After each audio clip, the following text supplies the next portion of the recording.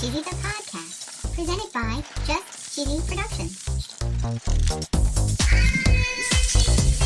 Hi there, I'm your host Fondue. This is Cheesy, but you're forgetting something. Get ready as we churn out, Bread, mold, wheel, serve, slice. and gratefully bring you our 200th episode. No way. Yes way. We're talking about monasteries, literature, modernization, and industrialization. No way. And we're going to bring a bunch of interesting facts. Holy cow. Of course, no episode is complete without a very cheesy joke. I love a Stay joke. tuned for episode 200 and Brie-ond on Just Cheesy the Podcast. Woo, woo.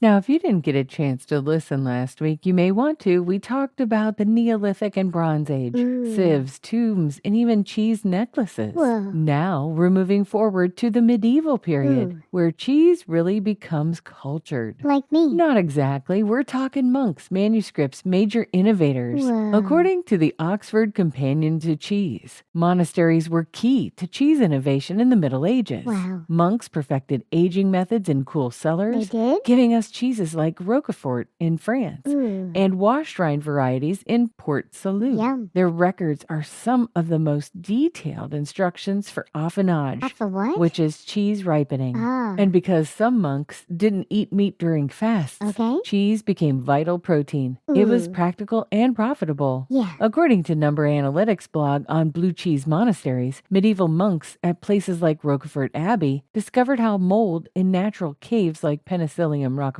Ooh. could craft blue cheeses Yum. with that distinctive vein and zingy flavor. Yeah. It wasn't luck, it was innovation. Really? And it wasn't just blue cheeses. Whoa. Benedictines, Trappists, Franciscans, Dominicans, they didn't just invent cheeses like Munster and Parmesan. They wrote them down. Really? Their recipe records are among the earliest. Wow. And that's basically how they went from being in monastic cellars to being on tables centuries later. Ooh. The monks weren't the only ones to document cheese. Really? According to an article from the University of Leeds news site, Okay. the earliest known English book devoted entirely to cheese has been revealed. Whoa. It's called A Pamphlet Compiled of Cheese, Containage, the Differences, Nature, Qualities, and Goodness of the Same. Now, listen, I'm reading this. Pamphlet is spelled Pamphlyt, What? and I think it means containage. Oh. It's Contaynige.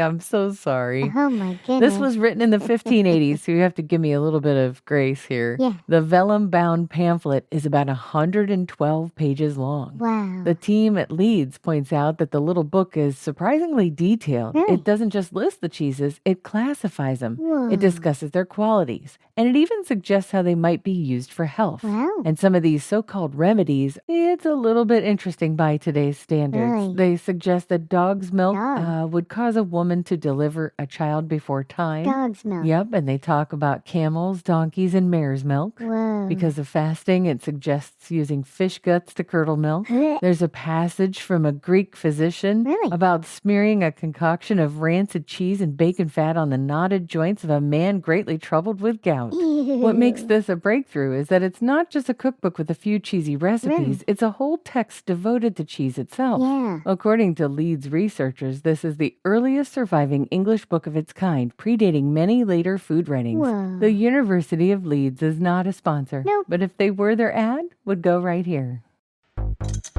Have you ever wanted to listen to the web? Yeah. Well, Newsly makes that possible. They do? They're an all-in-one audio super app for iOS and Android. Super app. You can listen to trending articles on the web on topics that you choose and get them read to you in a natural human voice. What kind of topics? Sports, Cheese? tech, business, science. Cheese? I'm sure there's even cheese. Yay. They even have an entire section for podcasts. Are we there? Of course we are. Ooh. It's one of my new favorite podcast apps. They even have digital radio. Holy cow. Just go to www.newsly.me to download it free. Whoa. Or use the link in the description.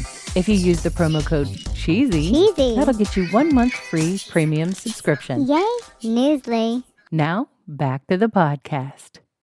According to the Camembert Museum archives and French historical records, Ooh la la. Marie Harel is credited with creating Camembert in the late 1700s. Wow. Legend says that she received special advice from a priest fleeing the French Revolution She did? and turned it into a national treasure. Whoa. In Denmark, Han Nielsen was traveling through Europe in the 1800s, studying different styles. Whoa. She brought techniques back home and invented Havarti. Wow. And according to the Danish Agriculture Museum, she even served that cheese to a king. Wow. Then there's Joseph Harding in England. Okay. According to the British Cheese Board, he modernized cheddar in the mid-1800s. Wow. He standardized recipes, improved processes, and spread cheddar culture globally. Wow. That's why he's remembered as the father of cheddar. Holy cow. There was another big shift in cheesemaking as we turned from the 19th to the 20th century. Whoa. According to Smithsonian Magazine, industrialization brought cheese factories and global trade. It did? Processed cheese was first invented in Switzerland around 1911. Switzerland. Emmental and emulsifiers were melted and then recooled to make cheese into a solid. Wow. And not too long after, in 1916, James L. Kraft patented a pasteurized cheese in Chicago. Whoa. And by the 1920s, Kraft was selling bulk cheese loaves to delis. Cheese loaf. By the 50s and 60s, Kraft launched individually wrapped slices, Kraft singles, Ooh. and now processed cheese slices are everywhere. Yeah, they are. Fast forward to today, and the U.S. cheese industry is massive. Massive. In 2022, total cheese production value hit about $34.6 billion. Whoa. That's billion with a B. Holy cow. And it's only expected to grow. Wow. Processed cheese is huge globally, too. It is? There's about 2 million tons produced every year. Whoa. That means a whopping 14% of all cheese produced is actually processed cheese. Wow. Here's a fun nugget. Nugget. See what I did there? Yeah. Nearly 68% of U.S. adults eat cheese, whether by the slice, in a dish, or straight out of a box every single day, according to NCBI. Whoa. 56% of all cheese consumed is from a grocery store. Whoa. About 1 cheese wedge in every 7 is processed cheese. I'm ready for a joke, Fondue. Okay, why was the cheese wheel always late? I don't know why. It couldn't get in gear. Ha, Get it? A cheese, a wheel. It's and get- dumb. I know, it was dumb. Yeah. Like they all are, Yeah. and a little bit cheesy. Thanks for listening to Just Cheesy the Podcast, episode 200. 200. And Brie-ond. Thank That you. also means we've told 200 different cheese jokes. 200. Be sure to check out our animated series on TikTok and Shorts, where we bring you 3 more of our favorite discarded jokes. And stay cheesy, everybody.